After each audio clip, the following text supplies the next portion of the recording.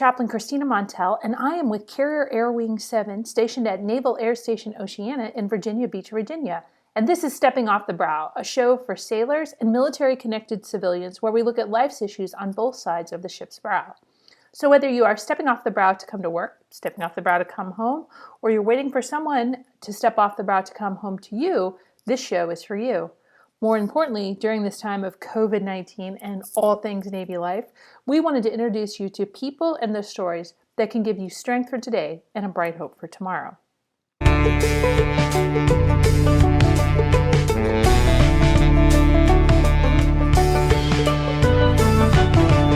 So thankful that we have our interview today, who is FCAC, so Fire Controlman Aegis Chief Gonzalez is with us today. Good morning, Chief. Good morning, sir. How are you?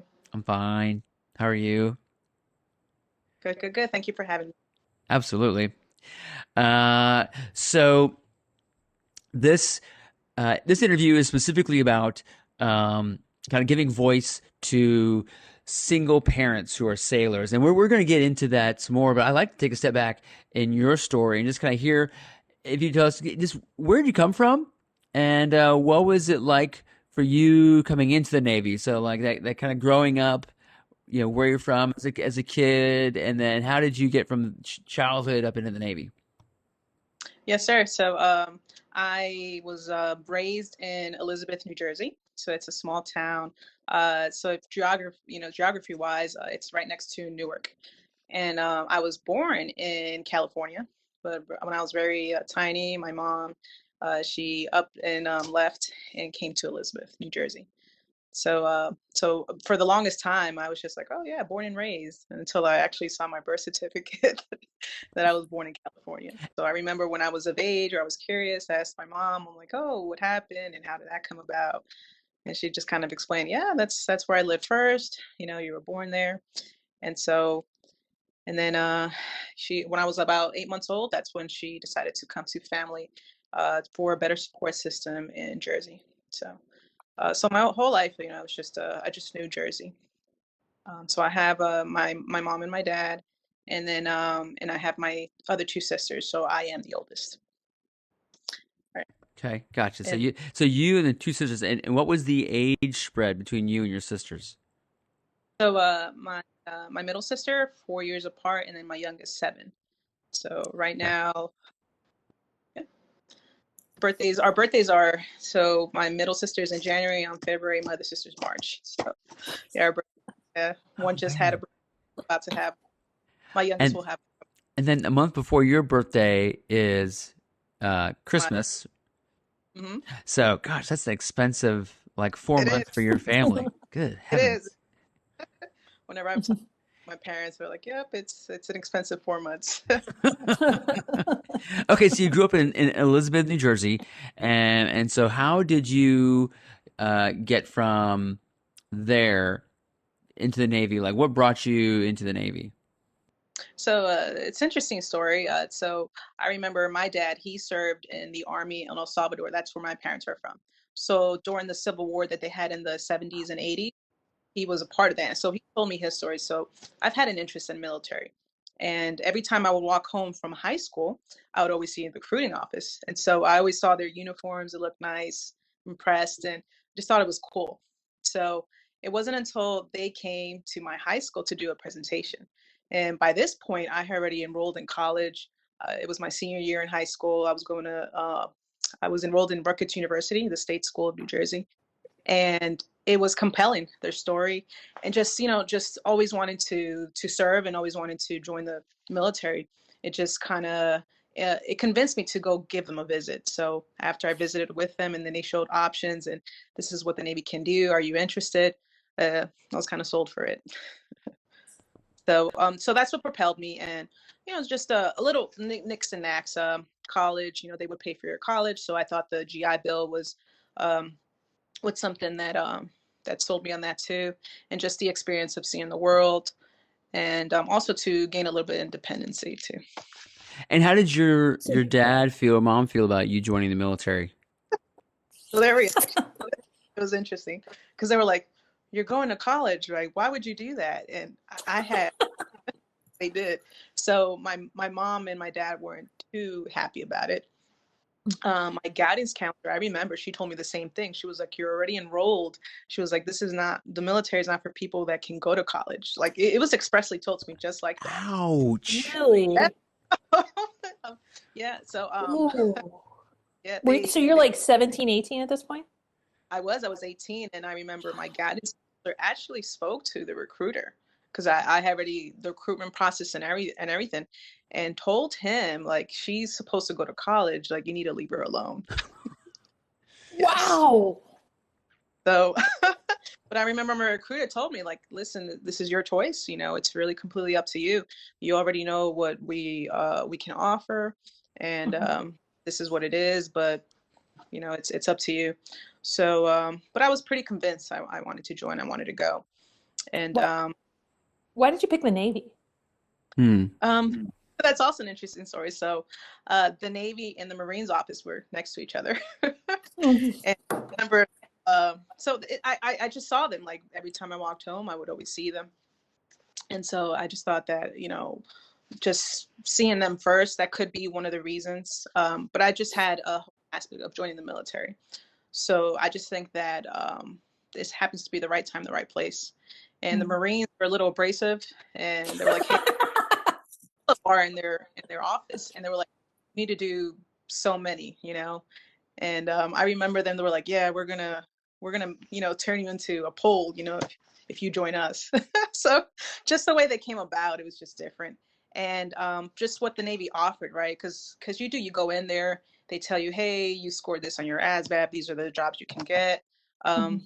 I recommend you go into these rates, right? A technical rate."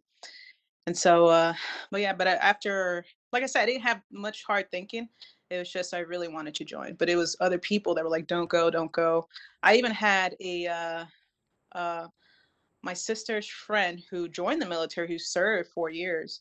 They were like, "Hey, come talk to this person before you go." And like I said, opposition. I remember that person telling me like, "Listen, I was in the Navy for 4 years, and this is my experience. You can go to college." Once again, he was like, well, "Don't go."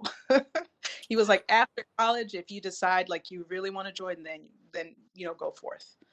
But that's my experience so far. Yeah. So you're in the Navy, and uh, so kind of like life sort of happens. Like you're signed up to go to college, and then you decide to go into the Navy, and sort of, we make these different decisions on things. So you have a son? I do, ma'am. Yeah. How old is he? He's 12. His name is Aiden. Okay. So you have so how did, I don't want to say Aiden come about, but so you'd been in the Navy a little bit before Aiden was born. So how did you navigate the Navy before Aiden, and how did he come into your life? Okay. So when Navy, pick my rate, and then the boot camp happened, schooling happened, right? That was your ordeal. And then I remember part of me joining the Navy was I wanted to see and experience the world. So I chose to go to Japan, and I did. So a lot of people were more like, "No, I want to go close to home." But I was like, "No, that's part of the reason too. I wanted to kind of get away and just, see other aspects and other ways of living." So of course, yeah, I went to Japan for my first duty station. So I spent about 3 years over there.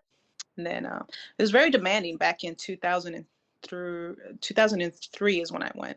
Oh, And yeah. yeah. So the Seventh Fleet was very vigorous, and I want to say everyone's had an experience out there. It was always underway. You were always underway. You were always upkeep ship. So after about my third year, I decided I wanted to come back because you still have obligation to serve. Is it a 5-year tour? So I decided to come back because just you kind of got burnt. So I do remember. Yeah, I remember I was a class, and it's a lot of working hours, and there were times, and you probably have stories and accounts from different people where you work from sun up to sundown, or you never see sunlight. So I came back to serve in Norfolk. So then from Norfolk, that's where my son was born when I was stationed there. And so I, in a relationship with my son's father, So I did have a support. I decided to re-enlist at that point because I was going to transition out the Navy so that way I could go to school. But then with my son's birth, I decided to go ahead. So were you second class, first class when he was born? Second class. Okay, you were second class. Okay. So, So, what were some of the challenges that you faced as a sailor with a young kid before he was in school? so when he was a baby, having to find a childcare, right? And as a single parent, you have to do that family care plan, right? So that was something that okay, to provide care, what am I doing, and to ensure that everything's covered. So, and not only that, but it got expensive, right? So even with second class pay, I remember they were, advice is like, go see if you can get a WIC, right? And so I didn't qualify for it.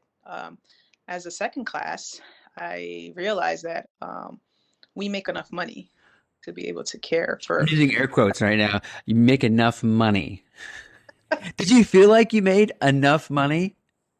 Um, I would say if you watched, spending wise, right, because you have to budget, it was no longer just my life before that, right? As a single person, I wasn't in charge of another person, so I would go shopping a lot. So that's something that I had to stop. So, but yes, with proper budgeting and so forth, I think it was enough. I did my experience when I had Aiden was there were other sailors, right? They were seamen, third classes. It was difficult for them, and them it was a different story. So I did see that depending on when you had a child, right? Depending on how much money you make, depends on if you have to do something extra or save more money, and so forth. Yeah. So, yeah, A, childcare, B, the money just to pay for childcare, money to pay for kid stuff, kid gear. What else as far as, okay, you're a sailor, you're a second class, I think we said already, and then first class with a young kid, preschool. What did that look like as far as trying to navigate childcare and kind of get him taken care of so you could, I assume you had sea duty during this time as well? No, I was on work, so Oh, that okay. was a blessing. So I did know for me, I know like children, sometimes you plan them and sometimes they just come unplanned. But I was Yes. fortunate enough that I was short duty rotation.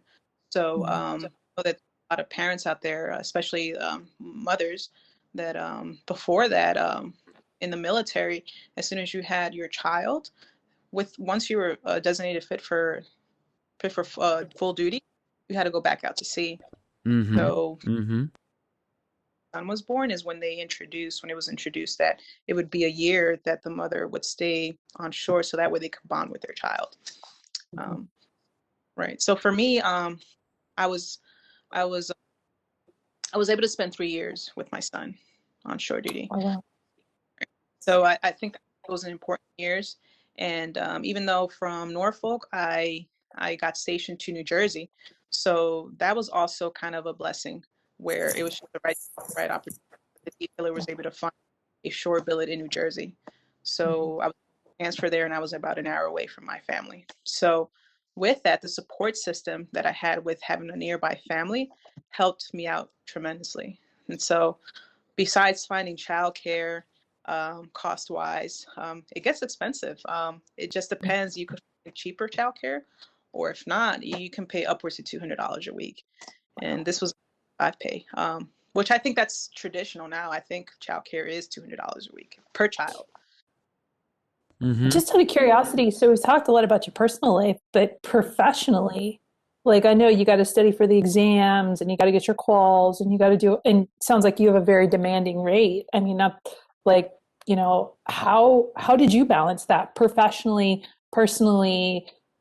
obviously finding a good place to land, but like I know sailors that are struggling, just they're single to study the bibs and do all that. How did you balance all of that?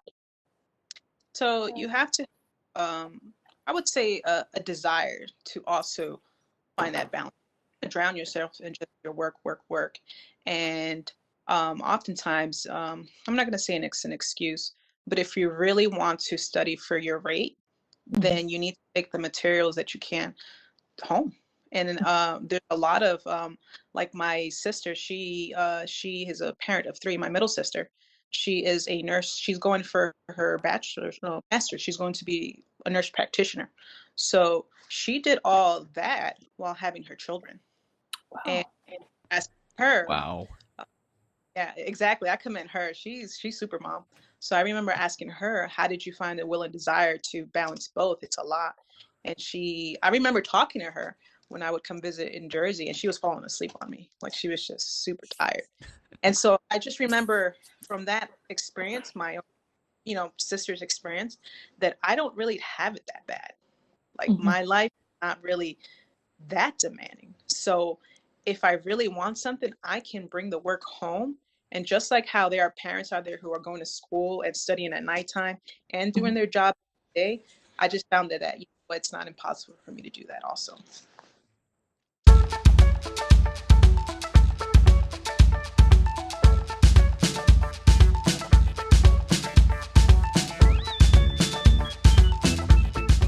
Final segment that I fondly call the ramming speed segment. I know you are a connoisseur of classic film, and so I'm sure you saw Ben-Hur growing up. Chief, I'm so sorry. Bits and pieces. The old Ben-Hur.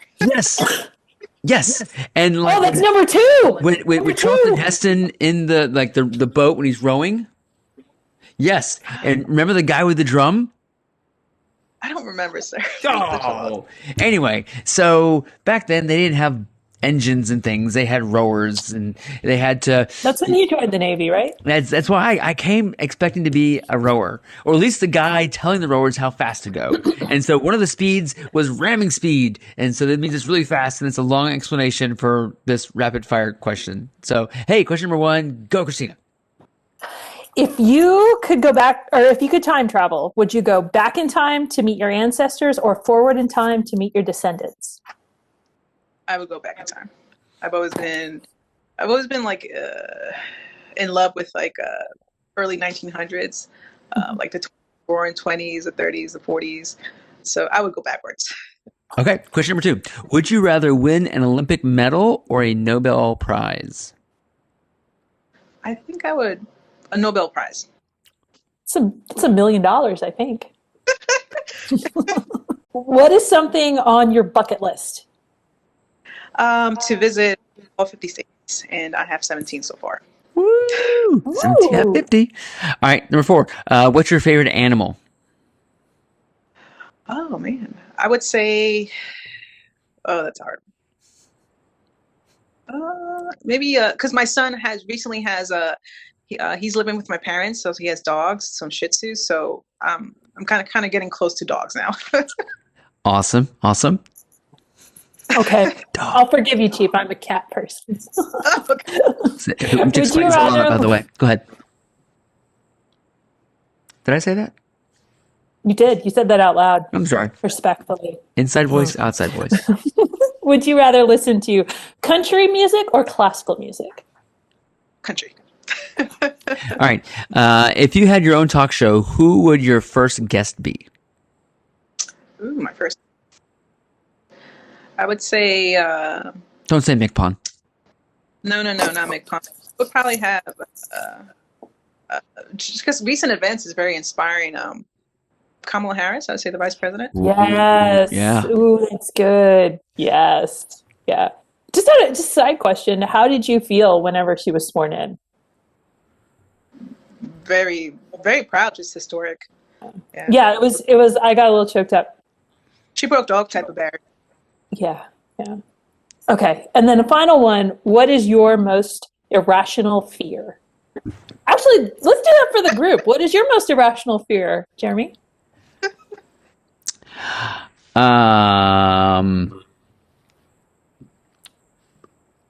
Oh my gosh, I have an irrational fear of choking while I eat. That's a death. How about you, Yeah. Christina? Something less morbid? Mice and snakes. Like Mice and snakes. I can't even like touch like a mouse or a rat. Like it just like I see them and I run screaming. Snakes are the same way. I can't. Like I can't even be in the same room. I mean, I can handle it, but like if you say to me, touch it, I'm like, no.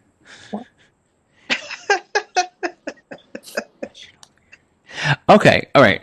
So irrational. Maybe it's not a fear. Maybe it's like I hate wet socks.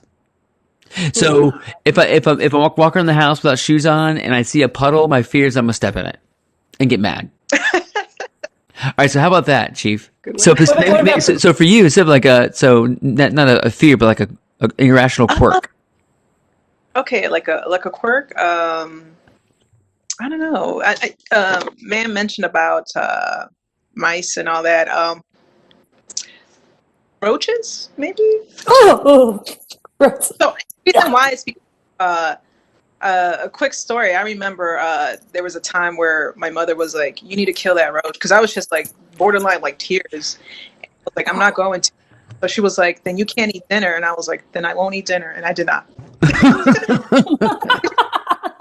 was like the whole, the elephant being afraid of the mouse. Yeah. She was like, "That's like," and I'm like, "No, I just hate it. It's creepy." That would be the irrational fear we're looking for. That's why I like cats. They take care of the mice. Our theme music is the song Josie O by James Stone. Random Speed music is the song Music to Clean Your House to by Jennifer and Levin. The views and opinions expressed are those of the hosts or guests and not the United States Navy. You can subscribe to Stepping Off the Brow wherever you find your favorite podcast. And of course, please feel free to share this with your shipmates, friends, or family. See you next week.